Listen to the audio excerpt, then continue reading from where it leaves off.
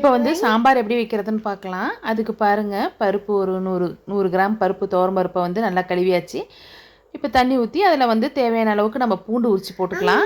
இப்போ குக்கரில் விசில் விட்டுலாம். இப்போ தாளிக்கிறதுக்கு பாருங்கள், எண்ணெய் ஊற்றிக்கலாம்.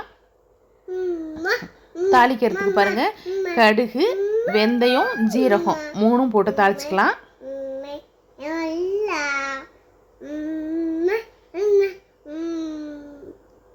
பாருங்கள், வெந்தயம் சேர்த்தாச்சு, ஜீரகமும் சேர்த்தாச்சு. இப்போ பெரிய வெங்காயம், வரமிளகா, பச்சை மிளகா, முருங்கைக்காய், தக்காளி, கேரட்டு எல்லாத்தையும் போட்டுடலாம். நம்ம போட்டு நல்லா வதக்கலாம்.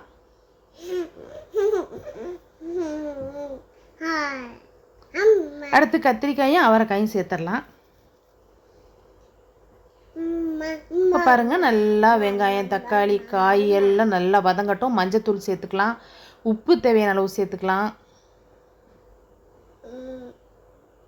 இப்போ பாருங்கள், தக்காளி வதங்கினோடனே நம்ம தண்ணி, காய் வரத்துக்கு தேவையான அளவு தண்ணி சேர்த்துக்கலாம்.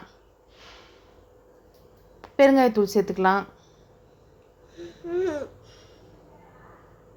அப்புறம் பாருங்கள், சாம்பார் பொடி சேர்த்துக்கலாம். இப்போ நல்லா எல்லாத்தையும் கலக்கி விட்டு நம்ம வேக வச்சிடலாம். மஞ்சத்தூள் பாருங்கள் தேவையான அளவு சேர்த்துக்கலாம். இப்போ வந்து புளித்தண்ணி சேர்த்துடலாம்.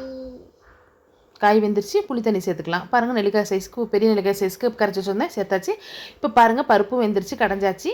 அடுத்து பாருங்கள், பருப்பில் மாங்காய் சேர்த்துக்கலாம். நம்ம இப்போ வெந்த காயை வந்து நம்ம வந்து பருப்பில் சேர்த்துடலாம். இப்போ திக்காக இருந்தால் தண்ணி சேர்த்துக்கலாம்.